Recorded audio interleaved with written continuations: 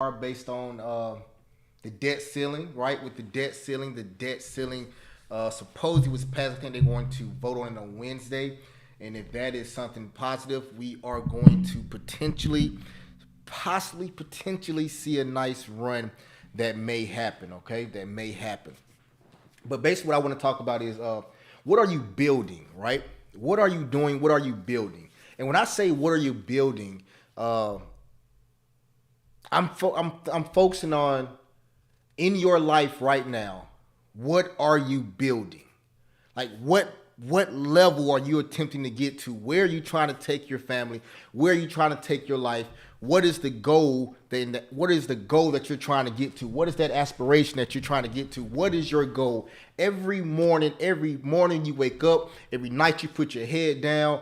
What is your goal? What are you trying to get to? Right? So I asked that question, what are you building?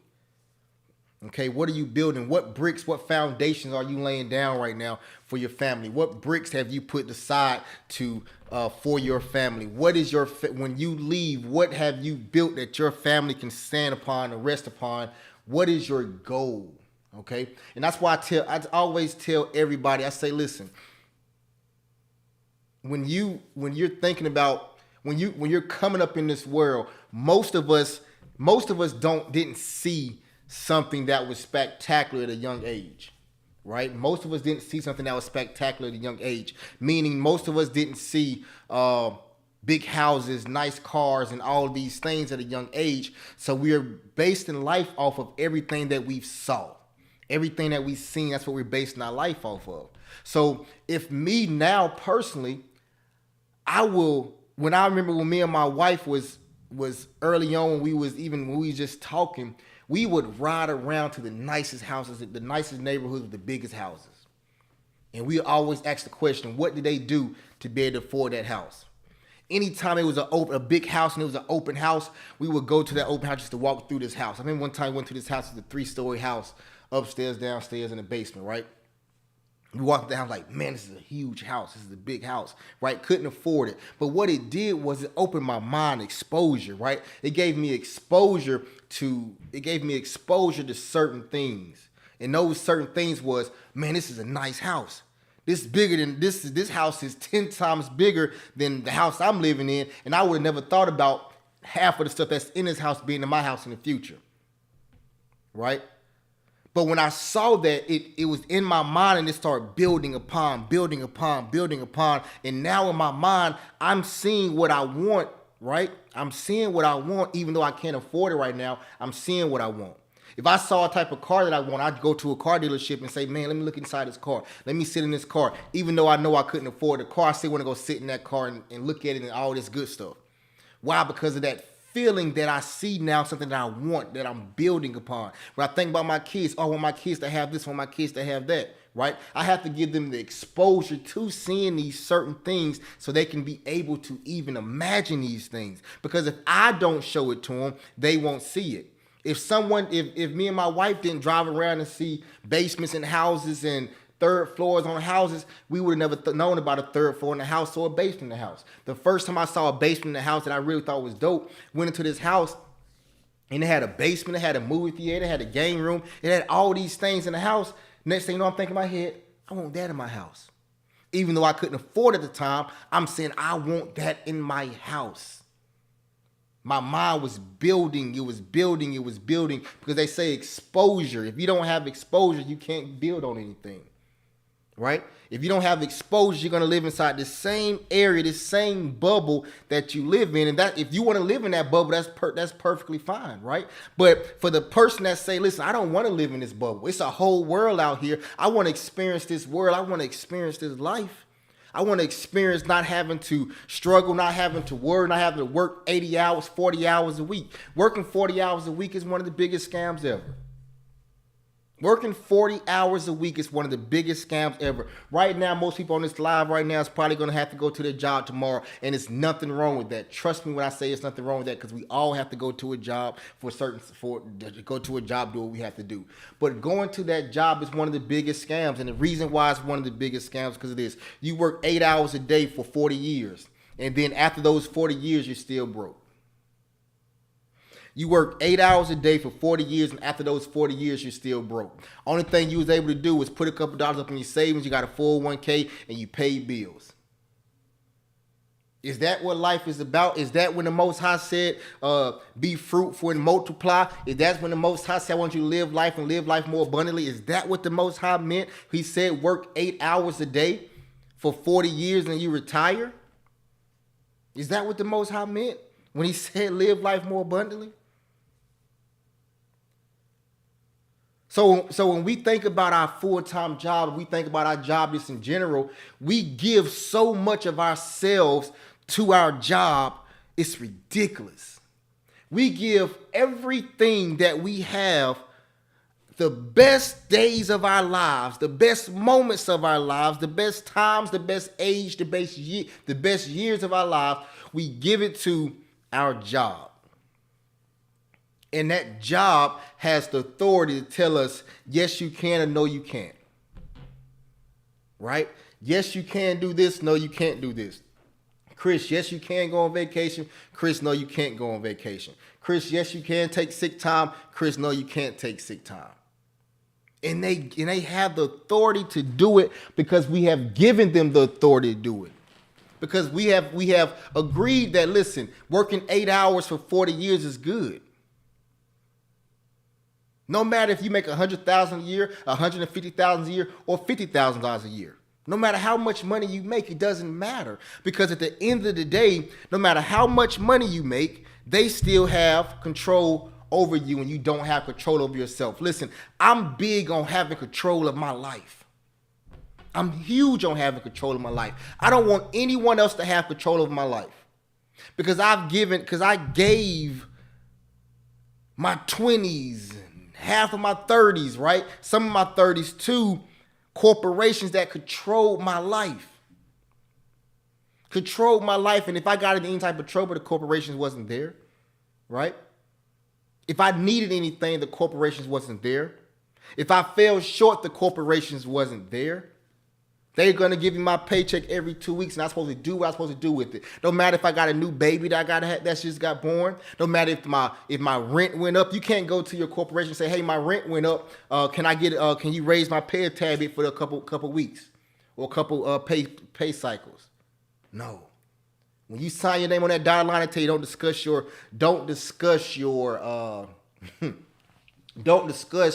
salary with anybody. It's a secret. You're not supposed to tell everybody. And then some companies, they have bonuses, right? So you get a bonus every month. And these companies that you get bonuses every month, one day they come to the office and tell you, hey, the bonus has been cut. I remember when I was working for this job for 9 years. And in 9 years, I got a $6 raise in 9 years, right? So I started making $11 and some change an hour. And then the day I left, I was making $17 some change some hour. Throughout that process, those 9 years, we was getting bonuses. So at one point in time, we getting like $2,000 bonuses a month. Killing it, right? We're killing it. So off of that, you start basing your livelihood and your household expenses based off of that income that's coming in, even though you're not supposed to, but we're human and we make mistakes. We start basing our life and our income off of receiving bonuses from our job. Next thing you know, boom, they cut our bonuses. So they cut our bonuses. We went from making $2,000 a month in bonuses, now I'm making $1,000 a month sometimes in bonuses, or $800 a month in bonus sometimes, without even making bonuses at all. Life changed, boom. Now everything that you had planned, these extra bills that you don't put on top of yourself are still there, but the money is gone now. So what happens now? Now you get behind. Now you still have to work at this job every single day. You was getting bonuses, now you're not getting bonuses, now you get behind. Because the corporation do not care. They think, oh, we was giving you bonuses, now we're going to take it away. How you going to give me something then take it away? Doesn't make sense, right? So you can't rely on the corporations to do these things for you. So that's why I tell people, listen, if you do not have a dream, if you do not have aspirations, you're literally going to sit there and let some corporation control your life for the rest of your life. Because if someone who has dreams and aspirations, the dream and the aspiration and that push that's inside of them, like the Bible says, Jeremiah says, like fire shut up in my bones. If someone has that desire and that will in them, they're not going to let a job control them. And the reason why they're not going to let a job control them, because they understand that this job is not going to give me the life that I desire. And if this job is not going to give me the life that I desire, I will not let this job control me. I refuse to let a job that's not going to fulfill my life. I refuse to let a company that's not going to fulfill my needs or my desires. I refuse to let that particular corporation, that particular job, or that particular person control my life. Think about this. Would you stay with a person that knocks down every dream and desire that you have? If you're dating somebody, you're in a relationship, would you stay with a person that will knock down every desire, every dream, everything that you have? Would you stay with that person? If you say, hey, I want to start this business, they say, no, you can't do that. Oh, I want to do this. No, you can't do that. Oh, I want to do this. No, you can't do that. Would you stay with a person? Think about it this way. Your corporation, the job that you work for, the job that you work for tells you, you say, okay, listen, I want to start a business. The job that you work for say, hey, don't let that business interfere with this 8 to 5, 9 to 5 job going on. Boom, dream shot down. Oh, I want to start a business, but I need some startup capital. Oh, but my full-time job don't pay me enough for this startup capital. So where I'm gonna get the startup capital for? The full-time job doesn't pay me enough. Oh, I got to get to the bank before they close at 5, but I don't get off work till 5. I can't leave work early to go to the bank. All of these small things will keep you away and keep you grounded. A job is created to keep you as the employee grounded right there in the ground, right? While the corporation makes money. A job is created to keep you in a place where you get by and the corporation prosper. Right? Me personally, I've always thought about after I worked for that company for 9 years and I got a $6 raise, it changed my whole thought process about a job. I stopped looking at that job as a way to take care of my life, and I started looking at jobs as stepping stones. Okay? A job is a stepping stone to get you to the next level. Okay? A job is strictly a stepping stone to get you to the next level. Listen what I'm saying. It's a stepping stone to get you to the next level, because the job cannot pay you and will not pay you what you are worth. A job will not pay you and cannot pay you what you are worth. It will not and it cannot pay you what you are worth. I don't care how much money you make. I don't care if you make $100,000 a year, $150,000 a year. You're worth more than $150,000. You're worth more than $100,000. How can someone put a price tag on you and you're Superman in your household? You're literally Superman in your household. When your kids look at you or whoever look at you, they look at you as Superman. They feel like you can do any and everything that needs to be done. You can do it. But a corporation that comes to you and say, I'm going to pay you $75,000 a year. A corporation come to you, I'm going to pay you $80,000 a year, $100,000 a year, and I want you to live your life. How can I live my life off of $80,000 a year? Now, somebody right now on here saying, well, $80,000 a year is perfectly fine for me. No disrespect to you at all, but $80,000 a year is not perfectly fine if you look at the price of the houses right now. It's not. No disrespect whatsoever. I say this with them. I'm saying this because I want you guys to think about it. It's not enough money. Just to get by, that's what's going to happen. You're going to live paycheck to paycheck just to get by. But I asked the question again, when the Most High said, be fruitful and multiply and live life more abundantly, was he talking about making $80,000 a year, working for a corporation for 40 hours a week for 40 years and then retire? Was the Most High talking about that? Now, it's not all about money. It's about health and all that good stuff. But I tell you this. I would rather be healthy in a gym not worrying about money, than being healthy in a gym worried about money. And say it again. I personally would rather be healthy working out in a gym and not having to worry about money than being healthy in a gym having to worry about money. It's a difference. It's a difference. It's a difference. So I asked the question, what are you building? What are you building for your family? What are you building for yourself? What are you building for the generations to come? Because if you strictly only work in a job and you only been working a job for the past 15 years, if you've been working a job for the past 10, 15 years and done absolutely nothing else, look back at the past 15 years and ask, what have you built? What have you literally built?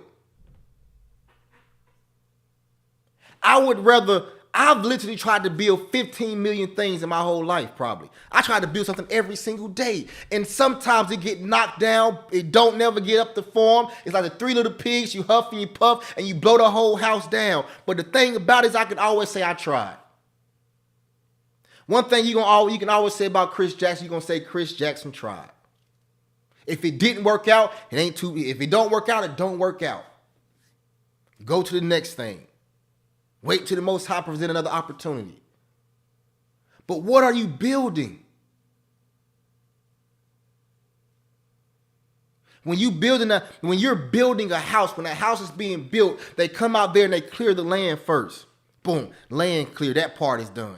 When they clear the land, then they if you got a slab, they put the slab down and all that good stuff. Then they outline the walls and put this thing up and they put the frame up and then they do the frame, do the electricity, do the plumbing. They put the brick up. They do all these things piece by piece by piece. And they're in the process of building a house. So when I ask you, what are you building? Have you actually cleared the land yet? Have you cleared your land yet? That's just the first step. Find you a plot of land and clear your land and start building something. When you clear your land, that's basically you identifying and you understanding that I know what I'm doing right now is not enough. So therefore, I'm going to clear this land that I see that I have right now because everybody has land. Everybody has land. And what is that land? That land is you. You are the land. Okay, so everybody has it. The Most High blew breath into you. The Most High blew his spirit right into you. And therefore, that is your land. So when you make the decision to say, hey, I'm going to clear my land, that means you're going to clear everything inside of you that you've previously been taught, everything that you know to be normal. You're going to clear that land. You're going to clear all of those things. You're going to say, okay, boom. Now, let me start building a new house. Let me start building something because the land is clear. Now it's time to lay down a slab. The good thing about laying down a slab is once you lay that slab down, if that slab is not right, you can relay the slab down again. You can relay it and relay it and relay. You can put the slab down as many times as you like, but as long as you have your land clear, which is you can build on top of it. But if you never clear your land, you will never build anything. Because you got a whole bunch of trees right here. It's a tree here, a tree here, a tree here, a tree here. And with all those trees there, it's blocking you from walking on the land that you purchased. In this case, the land, we didn't purchase our land. The Most High gave us this land for free. The Most High gave us this land for free, and we do absolutely nothing with it but allow trees to grow on it. The trees grow on to get as high as possible, but we do absolutely nothing with the trees. Because if you have on your property, on your land, which is you, if you have a whole bunch of trees, a whole bunch of weeds and all this stuff on your property, you can't do anything with it. But let it sit there. That's all you can do with it. Let it sit there. But I'm telling you, every person, you need to clear your land. That means that land that you have inside of you, clear your mind and say, okay, I know what I've been taught.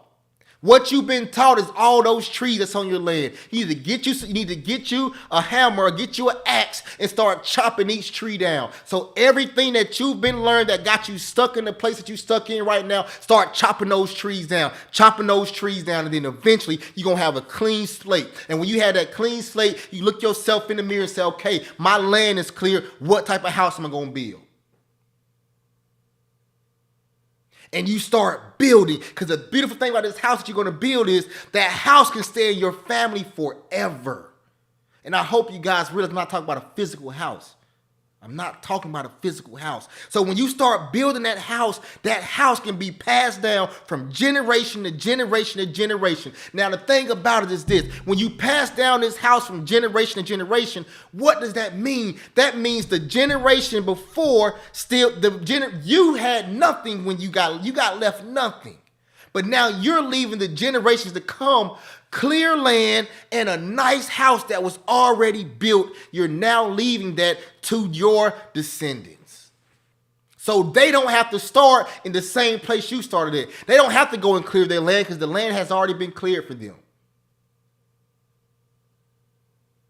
Because the land has already been cleared for them.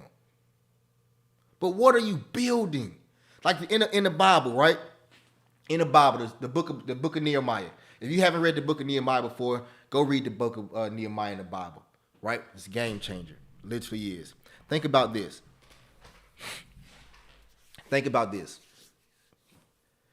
When Nehemiah was in captivity, right? He was taken away in captivity, and he heard that their city, Jerusalem, had all been is in scrambles right now, right?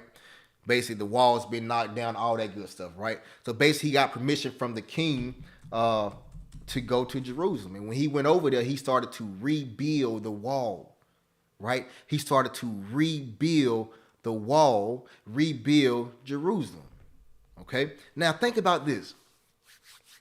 He came out of captivity, back into the city, and he started to build as soon as he got there. Because he started to build because he understood something. The Most High, first and foremost, the Most High gave the children of Israel this land, right? This place. It was conquered by war. The Most High gave it to them, okay? Now, when the Most High gave it to them, when they got what they were supposed to have, they were disobedient. So the Most High did what? He took it away, okay? Now, when he took it away, he scattered the children of Israel all around. Nehemiah came back and said, I got to build this back up. Why did Nehemiah say he had to build it back up? The reason why Nehemiah wanted to build it back up is because he knew the glory that was inside of this land. He knew what this land looked like before captivity. He understood that the Most High gave this land to them, and this land is holy. This land is beautiful. This land is flowing with milk and honey. The exact same way the Most High blew his breath into you. The Most High blew his breath into you. Therefore, you have a land flowing with milk and honey inside of you. You have land inside of you, and it's flowing with milk and honey, but you just have to tap into it and build on your land. The Bible says, taste and see that I'm good. So Nehemiah started to build this wall up, and everybody looking around laughing at him at first, saying, oh, he's not going to be able to rebuild this XYZ. But him and his people, they working on building this the exact same way. When you start clearing your land and building your land, you're going to have people surrounding you laughing at you, saying, oh, this person trying to do this person trying to do this person trying to do this, he trying to do this, she trying to do this, and they laughing at you because you're doing something that's different than what people think you should be doing, because these people who laughing at you think you're supposed to work 40 years for the same company and stay there. They're laughing at you because you're doing something different, because you made up in your mind, I refuse to stay at a company that cares nothing about me. I refuse to stay at a company that doesn't care if I go to my son's baseball games or my daughter's dance recitals. I refuse to work for a company that when I get off work, I'm so frustrated and aggravated, I don't have time to spend with my family. I refuse to work for a company for 40 years and do this same cycle over and over and over when they can't pay me enough money at all to live the life that I want to live. So while you're doing that, though, the same way when Nehemiah was building Jerusalem back up and starting to build that wall, when people was looking at them laughing and all this stuff at him, the same thing will happen to you. When you finally decide to take that leap of faith and clear the land, oh, you doing this, oh, you doing that, ha ha he. Because the reason why, because it was not given to them. The vision was not given them. The vision was given to you. When the Most High blew the breath into you, he gave you a distinct type of breath. He gave you a distinct vision. Like Jeremiah said, it was like fire shut up in my bones. He put something in you that only you can birth out. And somebody else may not understand it. It's not for them, and it's okay. But you know what Nehemiah did? Nehemiah did not let it distract him. Nehemiah did not let what no one had to say distract him from doing what he had to do. At all. He kept building that wall no matter what nobody said. And then it started getting serious. It started getting real. The walls started really coming together. Jerusalem started coming back up. And then that's when people tried to start attacking him. They started attacking Nehemiah. Hey, stop building that wall. XYZ. Oh, can we help? Can we do that? Nah, Nehemiah said no. You listen, you got no part, no portion of this. You can't help with this. You can't help with this. You can't do anything for me right now. So you have to build something, people.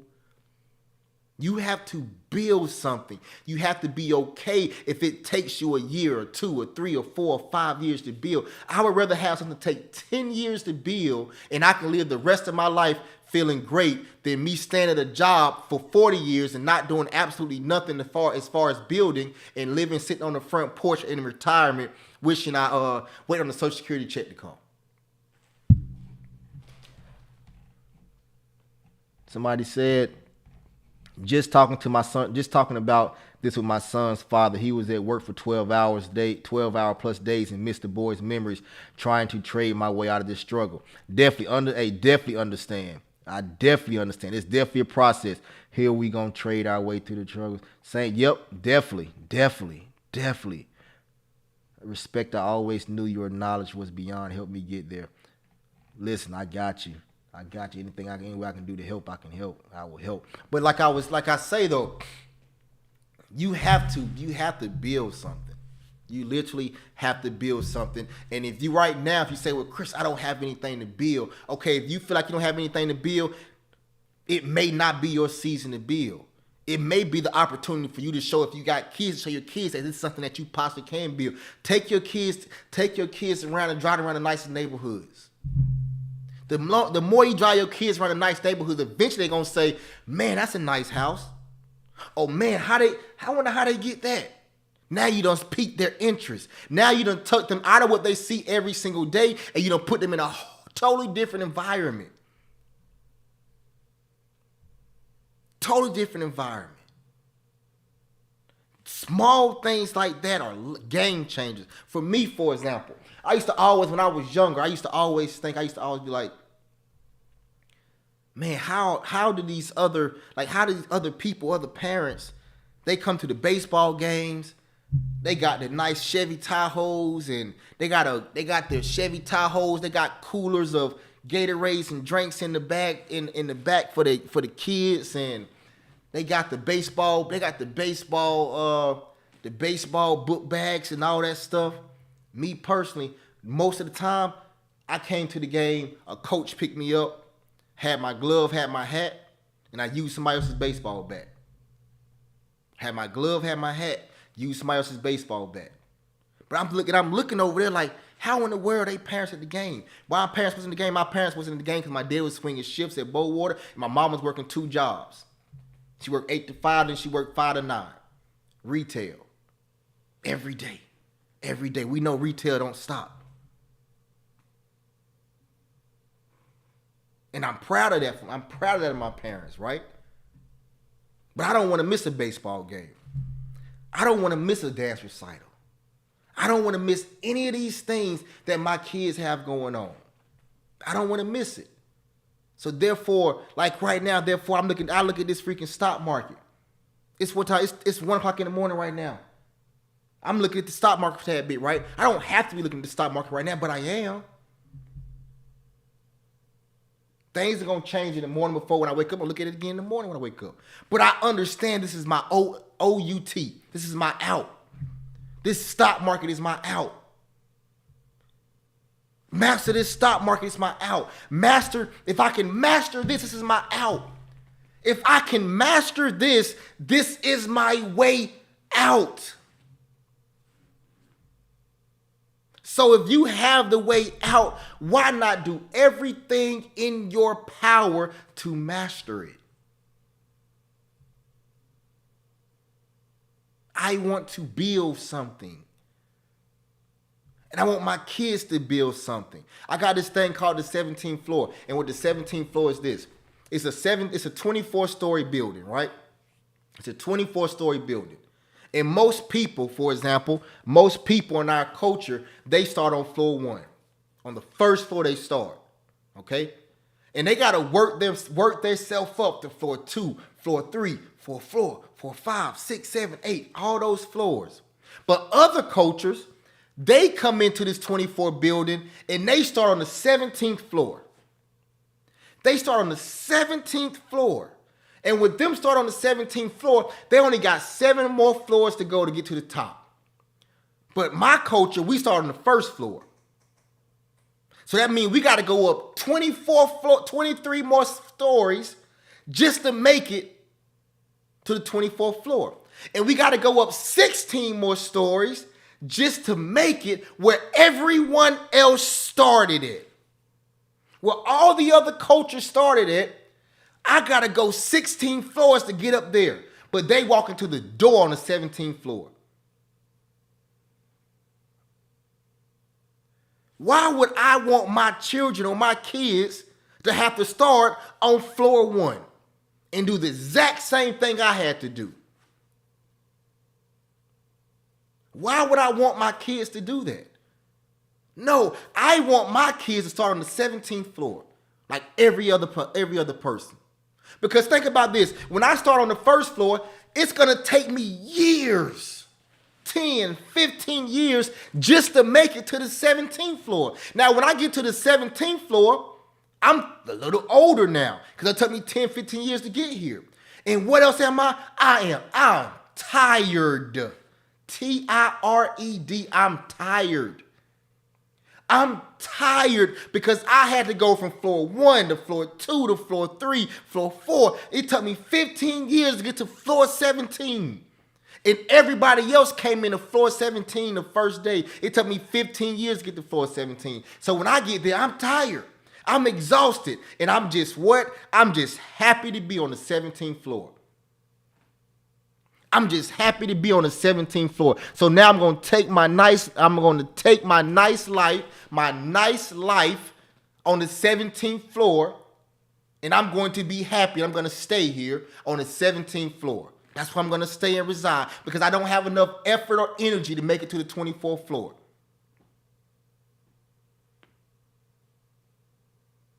I don't want my kids to do that. I did that. I started on the first floor making $11 an hour when I was 19, 20 years old. By the grace of the Most High, I was young and I was pretty decent. We would say decent, but it really wasn't. But all praise to the Most High, I'm making $11 an hour. In 9 years, I'm making $17 an hour. I'm not even on the 5th floor after 9 years of working for a company. So how am I supposed to survive and take care of family? How am I supposed to be a tax-paying citizen when I don't make enough money to take care of my family? I don't have time to kiki and kaka. I don't have time to do those things. Why? Because I can't take care of my family. This was my thought process back then. Listen, I got a $6 raise in 9 years. 9 years. I was in college, working a full-time job in college, going to school full-time, a full-time father, right? And I got a $6 raise in 9 years. Bust my butt for the company. Working, 8 to 5 sometimes, 11 to 9 sometimes, 12 to 9 sometimes. All these things I'm doing, it gave me a $6 raise. Now think about you for right now for yourself, for your example, right? In the past 10 years, what amount of raise have you gotten? If you've been at the same company for 9, 10 years, what has been your raise? No, they used to tell us when raised. So think about it. At the end of the year, right? You sit at the end of the year, you sit down and you go in the office. They giving you your what is it called? Your annual assessment or your whatever, your year end, whatever. Listen, you did great for us this year. You met expectations. You was a great employee. You was always on time. You stayed late if we need you to stay late. Did everything that you're supposed to do. Great employee. We appreciate everything that you do for the company. Your raise, we're going to give you a $1.25 raise. $1.25 raise.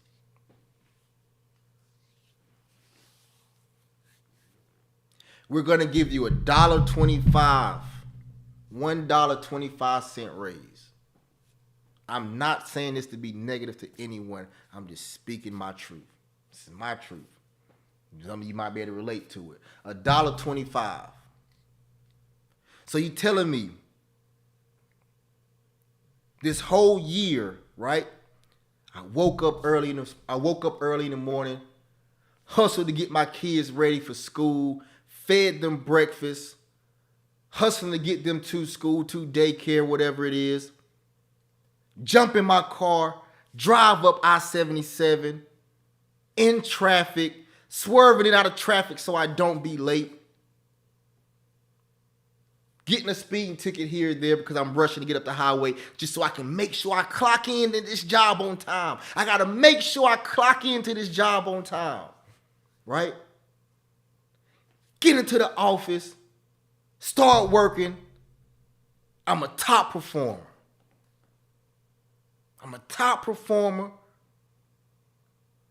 I take my lunch breaks on time. I take my 15-minute breaks on time. I do everything that you ask me to do for a whole year. You ask me to stay late, I stay late. Matter of fact, when you ask me to stay late, let me call somebody to pick up my son or pick up my daughter. Hey, can you pick up my son or daughter? I gotta stay late at work. Boom, come back in there. Yeah, I'm able to stay late today. What you need me to do? Oh, you need me to do this? Okay, let me do this. Let's knock this stuff out. Let's get it done. Yeah. I did that for a company, right? And then the year end comes.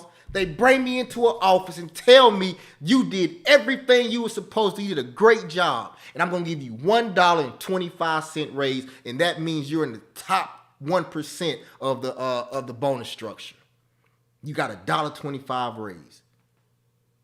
And you expect me to walk back out of this office, go back to my desk, and do the exact same thing year after year after year. You must be out your cotton-picking mind.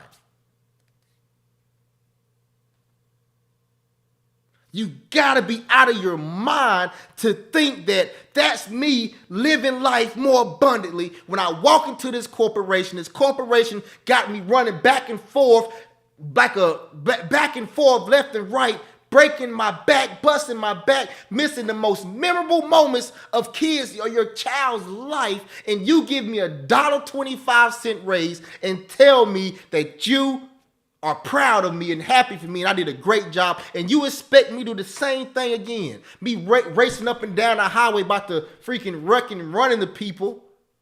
And you paying me this money, and I'm taking the money that you pay me. I'm taking the money that you pay me and paying my rent, paying my car payment, paying my car insurance, taking care of household bills, and I'm broke the next week.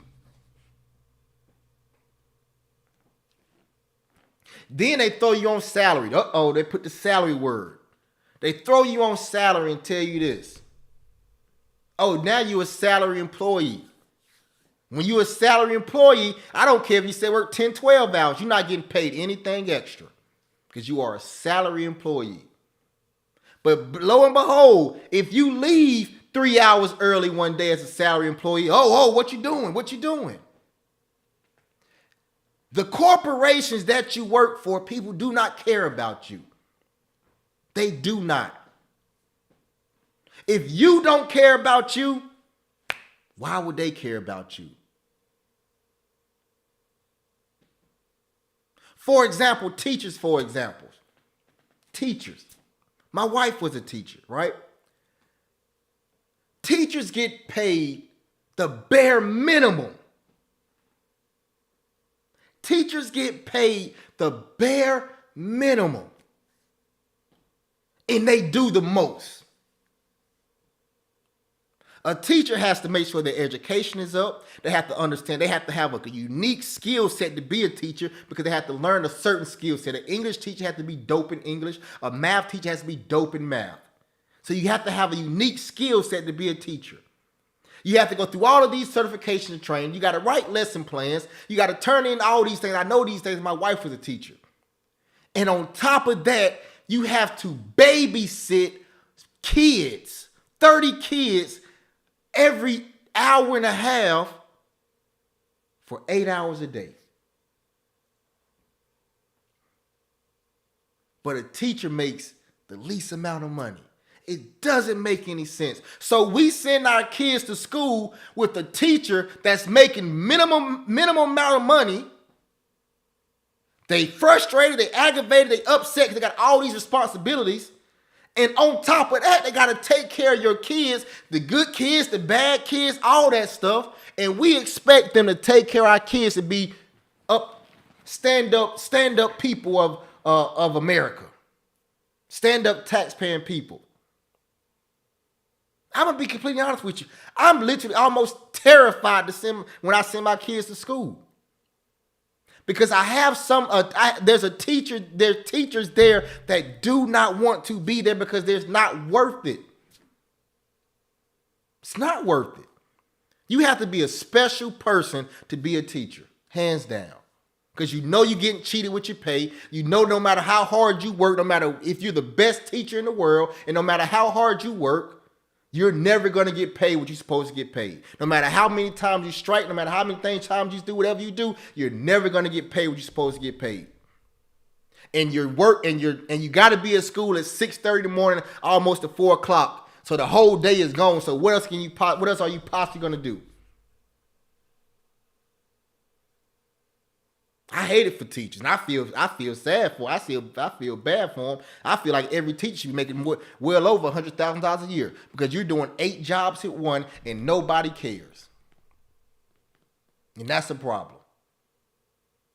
Once again, everybody, if you live your life and you put the corporation,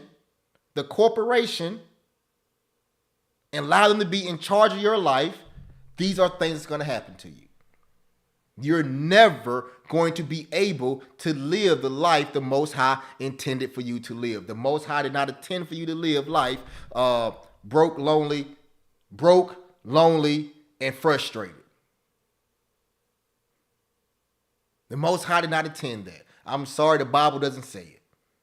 If someone can point out in the Bible to me, I will apologize and say, yep, it's right there in the Bible, but I've never seen it before. Never seen it before. The Most High said, live life more abundantly.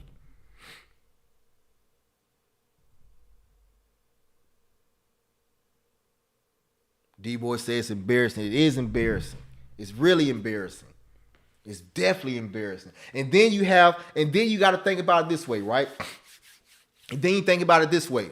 Say if somebody's making $150,000, almost $200,000 a year. Oh, great. You got a great salary. With the great salary comes a lot of other stuff too.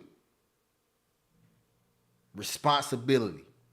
Now someone's paying you $150,000, $200,000 a year. So now they're about to give you more responsibility to make sure that their corporation goes off without a hitch. And I can tell you this. I can tell you this because I've been in both scenarios. I've been in scenarios where I made $10 an hour. I've been in scenarios where I made $150,000 a year. And in my personal opinion, each scenario is exactly the same. There's no difference from making $10 an hour to making $150,000 a year, except for the amount of money you bring home. Because when you make that $150,000 a year, these people want you to do their job for you, and they on your back like white on rice. You got meeting after meeting after meeting. You got a meeting. You got a meeting to discuss the meeting that you have a meeting for. Like, you just meeting all day for no reason. Like, how can you meet out? You meeting all day for no reason. Remember I work in downtown, downtown Charlotte at Bank of America. Right? Downtown Charlotte, Bank of America. I was a vice president. I was a vice president in at Bank of America, downtown Charlotte, North Carolina. I would drive to like exit 2 or exit 3, and I would get off of the park my car there, and I get on the light rail and take the trip up to from like exit 3 up to the bank, right? And then get off there. So I used to have my headphones on, listening to having my own personal praise and worship sessions right there on the train. Nobody knew it. I just had my headphones on, having my praise and worship session, spending time with the Most High. But when I was there on that train, I would be looking at people coming on the train and getting off the train, all that good stuff, right? And one thing that always struck me, when I looked at women of my culture, I saw stress. I saw concern. I saw struggle, right? And the majority of the time, there are more people of other cultures on that light rail, and they would have on the nice suits. The guys would have on the suits with the ties going into corporate America. The women would have on nice suits and this and the third. You know, we got some people of our culture sprinkled in there, and I was one of the ones that was sprinkled in there. And we saw people, a lot of people of our culture though, they didn't have on those suits and things of that nature. And I can see the stress. You can see the stress on their face. Like, you can just see the stress and the concern on their face. And I'm like, man, why does our culture have to always feel or be stressed out about something? Why does our culture always have to be the culture that's struggling to get the XYZ? Why do we always have to start on the first floor? Why can't we start on the 17th floor? That bothers my soul, right? It bothers my soul because our culture is one of the most brilliant cultures in the world. But now that we're in this land, we're in a foreign land, and we're like, okay, how do we maneuver in this foreign land? Well, it's time out trying to figure out how to maneuver. Now it's too much information out here to know how to maneuver. Like, I can literally show and take anybody, son or daughter, and show them how to go to corporation, go to corporate America, make $100,000 something by the time they're 23, 24, 25 years old. And then after they get into corporate America, do what they're supposed to do, then beat corporate America.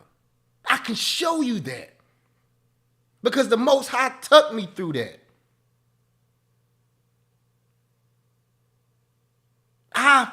All praise to the Most High, I beat corporate America. I beat it. And when I say I beat corporate America, I'm not saying like, oh, I beat corporate America and I'm outshadowing corporate America. No, I didn't fall into the routine of I'm going to go to corporate America, I'm going to die with corporate America. But when I got into corporate America and I understood, holy crap, this is the game. I didn't just sit there and say,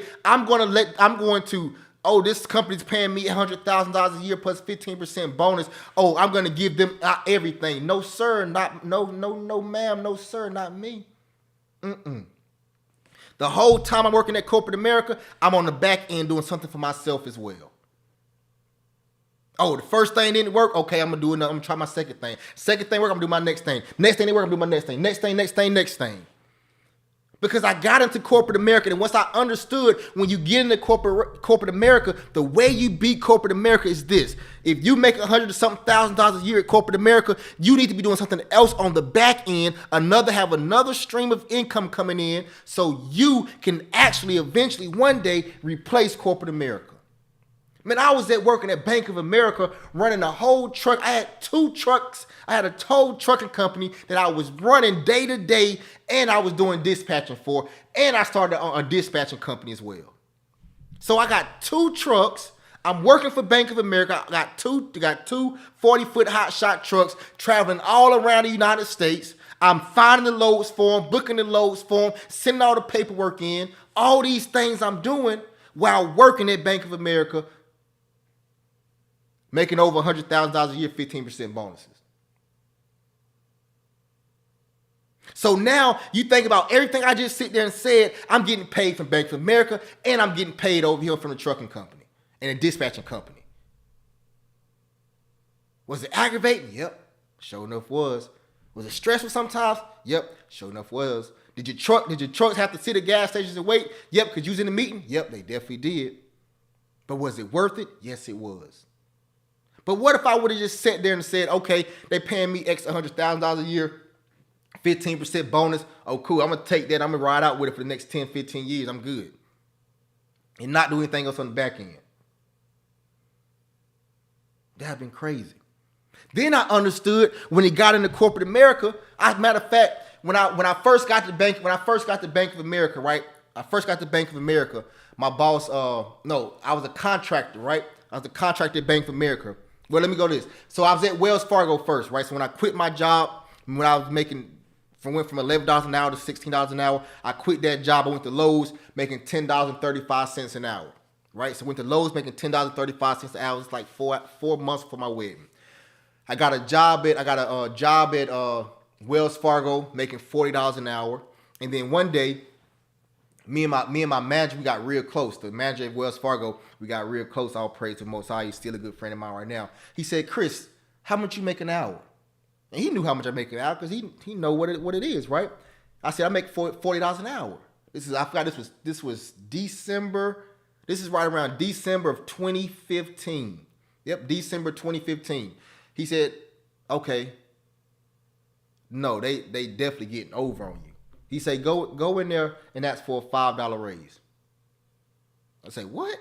So keep in mind, I just came from making $17 an hour, and I went down to $10 an hour. Now I'm making $40 an hour. So me as an African American man that's trying to get into corporate America, they pay me $40 an hour.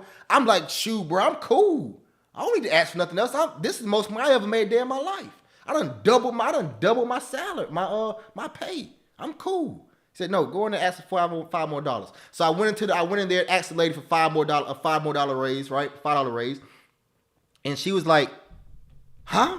Like she got super mad at me. She's like, no, we don't do that. We don't do that. I said, okay, well, I want a $5 raise, right? XYZ. This is all the stuff my boss said I'm doing a great job. I want a $5 raise. So we went back and forth for a while, but long story short, after the Christmas holidays, we met back up in that January 2016, and boom, she gave me a $5 raise. She said, don't tell anybody about that. And then from that point on, he had put me on game. He said, listen, when you doing contract work, if they pay you $45 an hour, we're paying them $130 an hour or $115 an hour. So you're getting a portion and they're getting a portion.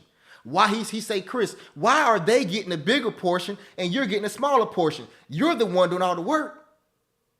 So boom, next thing you know, that was an 18-month contract. My next contract came up. I got Went on the interview for my next contract. This was at Bank of America. It was another 18-month contract. They was offering 45 an hour. Off top, let me get 55. Because now I understand the game. Now I understand where the power lies. The power lies in my hands. So boom, I said, okay, let me get 55 an hour. What did they say? Okay. Now, if I wouldn't have said, hey, let me get 55 and said, okay, I'll take 45, what would have happened? They would have gave me 45 and went on about their business. But I asked for 55, boom, they gave me $55 an hour. Now I'm making $55 an hour. I'm officially over $100,000 a year. Officially over $100,000 a year. Okay? Now, let's keep moving forward, right? So now I'm at Bank of America. I did some work, doing some work, and at the same time, this is around 2016. This is 2016, 2017. This is around February 2017 now, right? So now this is the first time I got introduced to crypto. Okay, I got introduced to crypto right here. That's when I had bought some Ethereum and some XRP and some Tron, TRON, right? That's when I got introduced to crypto, right? But I don't do crypto. So if anybody writes you, say, hey, do some stuff with Bitcoin, crypto, that's not me. I don't do crypto. I do stock options. I trade the actual stock market, right?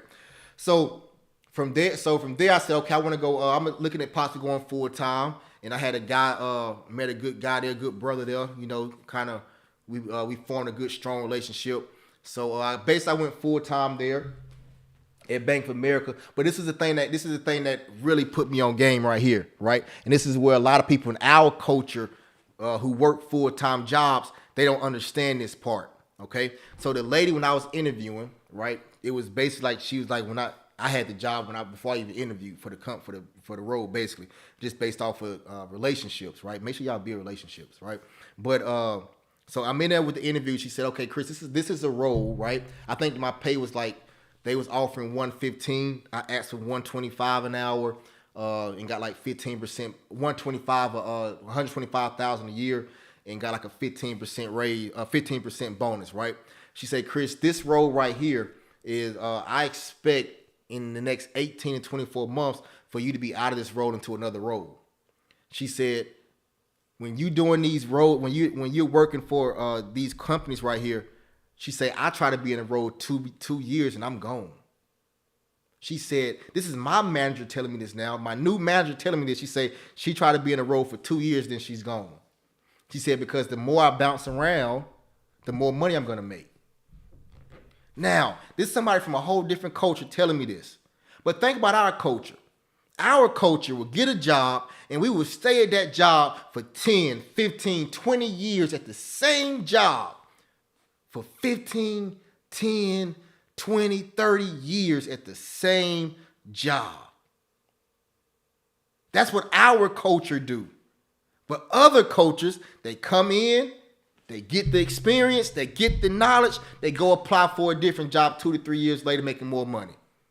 But we'll stay working for that same company day in, day out, year in, year out, and so on and so on and so on, because nobody ever told us anything. They told us it's bad for you to jump around jobs. People want to see stability. That is the biggest lie of all times. Don't nobody care about stability. Only thing people care about is getting a job done they want you to get done.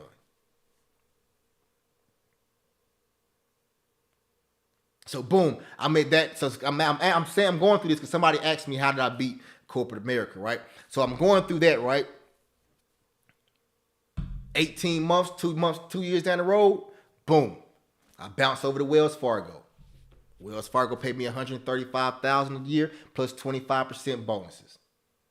Boom. I'm in that role for 18, 19 months. Boom. I got another role inside of Wells Fargo. Wells Fargo started paying me $150,000 a year and 30% bonuses. Because I understand, I learned the game of corporate America. The game of corporate America is this. Each bank has the same issues. If you understand what the bank needs, you can go from bank to bank to bank to bank. If I leave Wells Fargo to Bank of America gonna pay me more than Wells Fargo is paying me. When I leave Bank of America and go back to Wells Fargo gonna pay me more money than what Bank of America pay me. If I go back from Wells Fargo go back to Bank of America Bank of America is going to pay me more money than what Wells Fargo was paying me.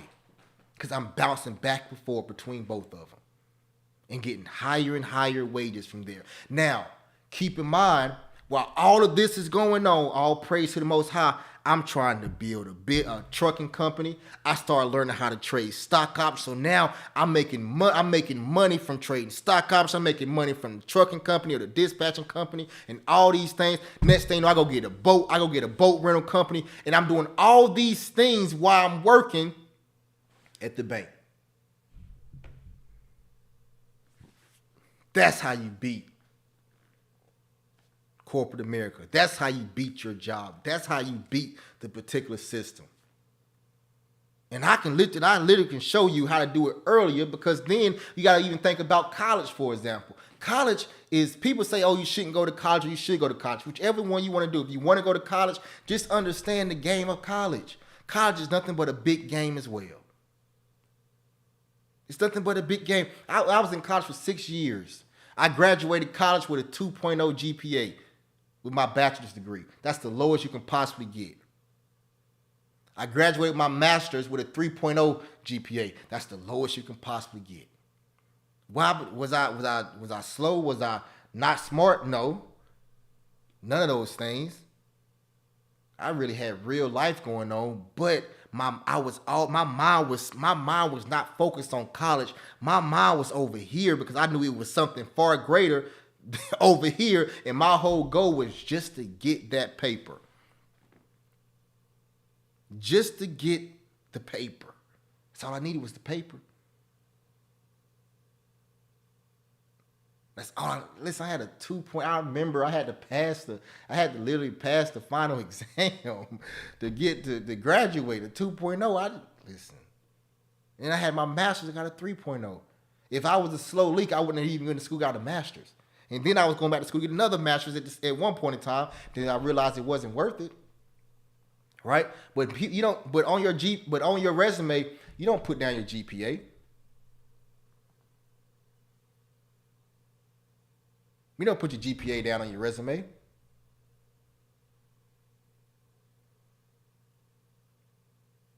Interesting, right? Crazy. But the thing, long story short, is this. What are you building? You got to build something. You got to have that dog in you. You got to have that fighting. You got to have that authority in you to say, listen, I know what I'm doing right now is not enough. The reason why I went and got my master's, I knew I had to get more. I made the decision in my mind, listen, I need to get more, so boom, when I got the master's, do the work. If I got a paper, listen, if I had a paper due on Monday, on Tuesday, all night Monday, I'm writing that paper. I didn't 2 weeks beforehand. I couldn't. It's just how my mind thinks. I can't write a paper 2 weeks before. I'm gonna write that paper when my back is against the wall and that paper has to be done. I'm gonna go and write that paper then and there. That's just how my mind works. I'm not saying it's right. I'm not saying it's right by any means necessary, but that's just how my mind works, right? I need to hear this. Thanks, Chris. My wife been building our eBay store the last 2 years from 500 a month to 8K, 18K this month. This freedom is like no other. Thanks for the reminder, Jordan. Congratulations, Jordan. Jordan said he's been building his eBay store from $500 a month to now it's generating 18K a month. Listen, everybody, if you have never experienced having an $18,000 month before or a $20,000 month before, it's freaking life-changing. Salute Jordan. Salute, brother. It's life-changing. When I had my first $36,000 month trading stock options, I'm like, holy crap. 36,000, almost $40,000 in 1 month from trading stock options. And then when I was traveling here and there and doing all these things. I wasn't just sitting at the office trading. I'm traveling here and there, doing different things, working the whole nine, and $40,000 in 1 month from trading stock options. That type of stuff is life-changing. Some people will never be able to experience making $40,000 in 1 month, making $18,000 in 1 month. 1 month. And it's not because they can't do it. It's because they won't do it. They won't put the work in to do it. Jordan say for 2 years, him and his wife was building this eBay store. For 2 years, him and his wife was building this eBay store. And now they just had an 18K month. 2 years. Imagine if he wouldn't have start putting the work. Imagine if they wouldn't have started putting the work in 2 years ago. What would have happened? He would have never had an 18K month. Would have never had an 18K month. Because he didn't put the work in. But now they put the work in, and now they're seeing the benefits of it. So now what do they know how to do? Now they know how to make $18,000 a month. $18,000 a month is a lot of money. That's almost what? 20,000 times 12. That's a lot of money a year. And now they know how to do it. So when I made that $35,000 in a month trading stock options, I'm like, holy crap. Let's do it again. And again, and again, and again, and again. Let's continue the thing. Let's keep doing this thing. You got to put the work in. It's 1:32 in the morning. I could easily be asleep right now. When I get off of this right here, I got a few things I got to knock out before I go to bed. I'm not telling everybody you got to stay up at 2, 3 o'clock in the morning. No, you don't have to do that. But if you have something to get done, get it done. If you have something to get done, get it done. Don't make excuses. Like I hate excuses. I hate excuses. Like hate them. Don't tell me excuses, right? Just go do it. Just go do it. Go get it done. Doesn't matter. It doesn't matter. Oh, well, this happened. It doesn't matter. The excuse does not matter. Just go get it done. When Nehemiah was building that wall, he had every reason to stop building that wall. They was trying to attack them and start fighting, and I saw the whole war going on while he was trying to build the wall. He had every excuse to stop trying to build that wall. Nehemiah did, but he did not stop trying to build that wall. Why did he stop trying to build that wall? If you're on Instagram, DM me the number 5. If you want to learn how to trade stock options and you on Instagram right now, DM me the word 5, the number 5. Okay? Send me a direct message with the number 5, and I'm going to start a conversation with you. We're going to talk about some of your things that you want to do and then see how I can help you learn how to trade stock options. Okay? Cigar Boss said, success entrepreneurship doesn't have a time clock. Work until we teach the goal. Yes, sir. Yes, sir. That's my new business partner right there. Cigar Boss, my new business partner. They got a technology that's gonna blow y'all's mind. And we gonna have it's already released and they actually doing it right now. But really going to crank this thing up over the next couple months, man. So salute to y'all, definitely salute to y'all. DM me the word 5. Don't comment it. Don't do a comment. Send me a direct message, the number 5. Okay, send me a direct message, number 5, and tomorrow I'm gonna start a conversation with you, and we're gonna have a conversation. Just gonna talk and chop it up, right? We're gonna talk and chop it up. But so Nehemiah had every single reason to not build that wall and bring that wall back. But he didn't stop, and then eventually, as you know, he completed the wall. Everybody, this journey, whatever journey it is, like my man, like George just said, he got eBay, right? I don't care if you're doing stock options or whatever, real estate, whatever journey that you're on, everybody, this journey is not going to be easy. But I tell you this right now, think about this. If Jordan did not start 2 years ago, Jordan wouldn't have an $18,000 a month.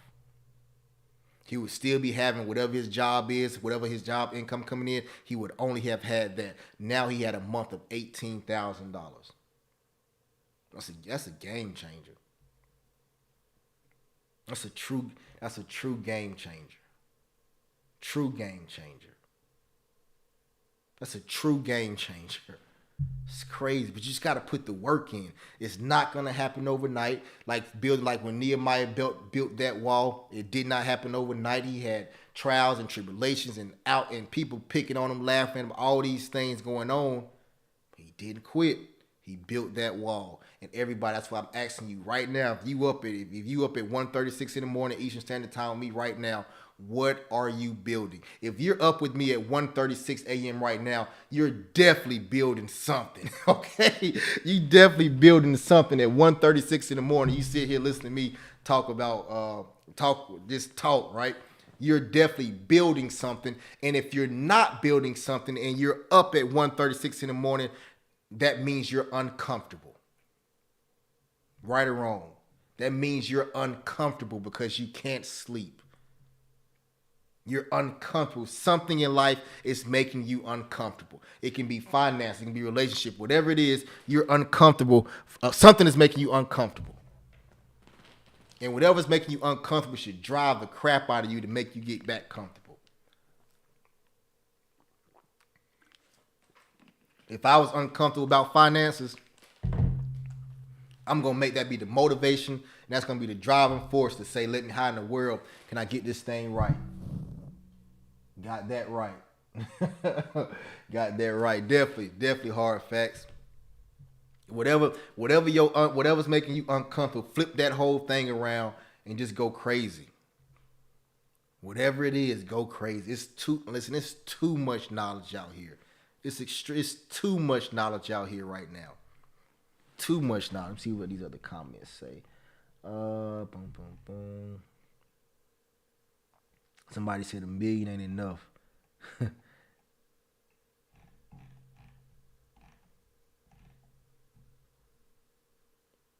Yeah, freedom. That freedom, I tell you the truth, man. Freedom is everything. When you realize that you control your own, when you finally realize that you control your own life, is everything. Crazy thing about it is I'm a big history person, right? My wife, she lives in she's from Greeleyville. That's over there by King Street. Anybody from the Low Country, over there by King Street, South Carolina, right? They still got cotton fields, the whole nine, right? So we was going through her big mama's one of her big mama's Bibles, right? Her big mama has a Bible from the slave owner, right? From her slave owner, her big mama has a Bible because we're guessing, right, that the slave owner gave it to one of her great great grandmother, right? Because the slave owner actually left her grandmother 60 acres, or great grandmother 60 acres of land. Okay, so I'm gonna repeat that one more time. The slave owner, the slave master, left her great grandmother 60 acres of land. Slave masters and slave owners are not just leaving black people 60 acres of land. They're just not. So I had the opportunity to talk to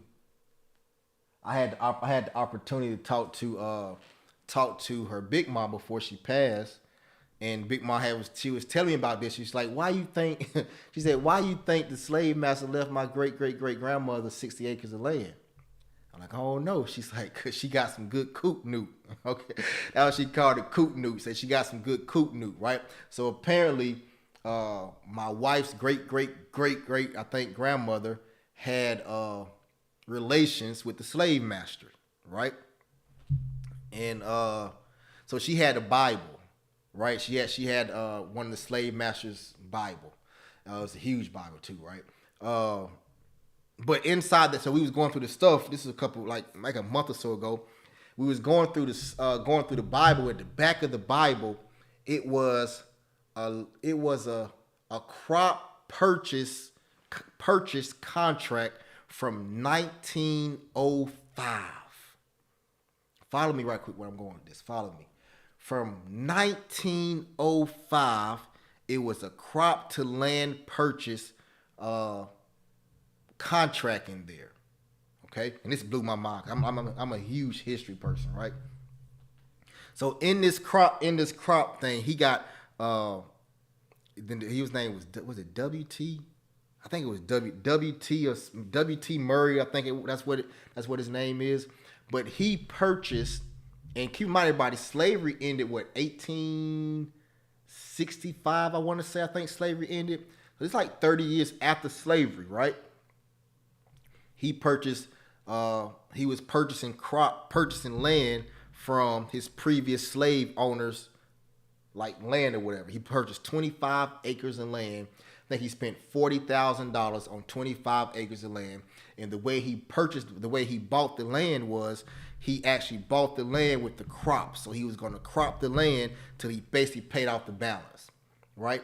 And if it's back from 1905, it was freaking fascinating for me, right? But this is the thing about it. He went back and purchased the land that his ancestors were slaves on. He went back and purchased the land of the slave master that had relations with his grandmother. He went back and purchased some of the land that his ancestors were slaves on. And he purchased that land. That's freedom. That's freedom. He was building something. And then when I had the opportunity to speak to Big Ma said she was in Philadelphia. She came back from Philadelphia, came back home to make sure that she helped crop and harvest that land over the years. That's powerful. 30 years after slavery, we all know, if you ever watch any type of slavery movie, we all know, what did a slave want to have back in those days? They wanted to have land. Because if you had land back then, you could harvest crops and you can fend for yourself without needing anybody. The Most High has given all of us land. Everybody's crying about 40 acres and a mule. I want my 40 acres and a mule. Forget 40 acres and a mule. The Most High gave you land, which is your body, and he gave you breath. And you can go out there and get as many acres you want to get if you put your work into it. You put your foot down and do the work. But most people don't put their foot down and do the work. Most people want it the easy way. Stuff is not easy. It's not. It's not going to fall in your lap. It doesn't happen like that. You put the work in, you put the work in, you keep the Most High first, and you're going to see the results. That's what I'm doing when I get off this live. When I get off this live, I'm about to hit this book right here. What that book say? The Prophecy Bible. The Prophecy Study Bible. Boom. Gonna hit this book. Go all through this book. Not going all the way through it, but I'm gonna go through this book, and I'm gonna do some studying. Spend time with the Most High. Spend time with the Most High. What in the book of Genesis? The only thing the Most High wanted to do with Adam was spend time with him. When Adam had ate the apple, what the Most High did? The Most High said he came down, and he was coming down basically to spend time with Adam. He asked Adam, "How you doing? How was your day?" Coming down to check on Adam and spend some time with him. That's all the Most High wants to do, is spend time with him. You spend time with the Most High, your whole life gonna change. Nehemiah went and built that wall. Why? Because he had been spending time with the Most High. The Most High led him to do it. The Most High guided his footsteps, and he led him back to that wall to build that wall and build Jerusalem back up. King David, when King David had killed the man over the woman, right? King David told to the Most High, he said, "Whatever you do, please do not take your spirit away from me." I'm not trying to preach, I promise you I'm not. But he said, "Please don't take your spirit away from me." So if you are someone, I'm not trying to force anybody to believe in the Bible, whatever you believe in. But if you are someone that believes in the Bible and you say, "Okay, I just can't get right," or something nature, King David said, "You can do anything, take anything away from me, but just do not take your spirit away from me." Whatever that spirit that King David did not want to be taken away from him was something powerful.